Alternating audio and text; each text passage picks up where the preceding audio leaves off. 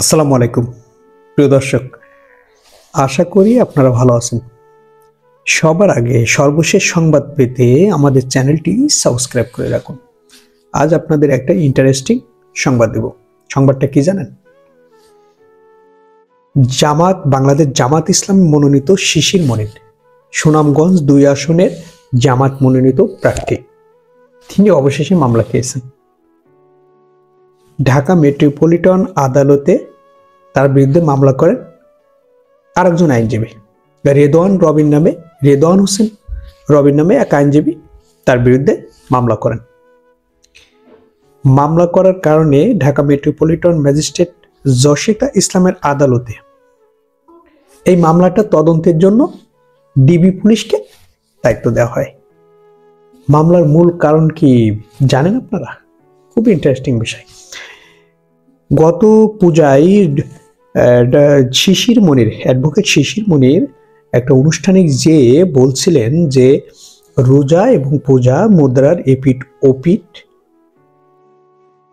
এই কারণে বাংলাদেশে 91% মুসলিম হওয়ার কারণে এটা মুসলিমদের ধর্মীয় অনুভূতিতে নাকি আঘাত এনেছে। তিনি অসাম্প্রদায়িকতা বোঝাতে এমন একটা মন্তব্য তিনি করছিলেন ওই অনুষ্ঠানে। যে আর একটা কথা, মামলা কিন্তু একা শিশির মনির খাননি, এখানে ডিএসএন একটা ইউটিউব চ্যানেল, সেই চ্যানেলটা এই নিউজটা প্রচার করে, ওই চ্যানেলের বিরুদ্ধেও মামলা করা হয়।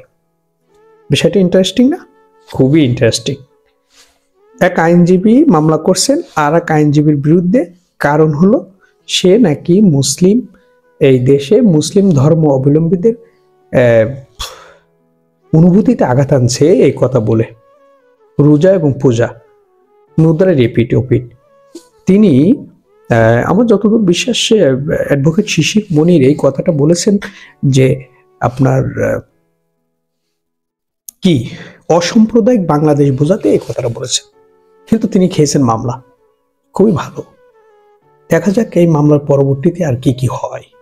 আমরা দেখতে থাকি মামলা শেষ পর্যন্ত কি কি হয়।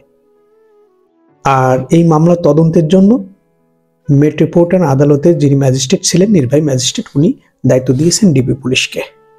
খুব ভালো, তদন্ত করে সেই রিপোর্টই জমা দিক, আমরা এটাও দেখব এবং আপনাদের সামনে বলবো, চেষ্টা করব বলার। ভালো থাকবেন আপনারা। আসসালামু আলাইকুম। আর ভিডিওটি ভালো লাগলে আর সবার আগে সর্বশেষ সংবাদ পেতে সাবস্ক্রাইব করতে ভুলবেন না। আসসালামু আলাইকুম।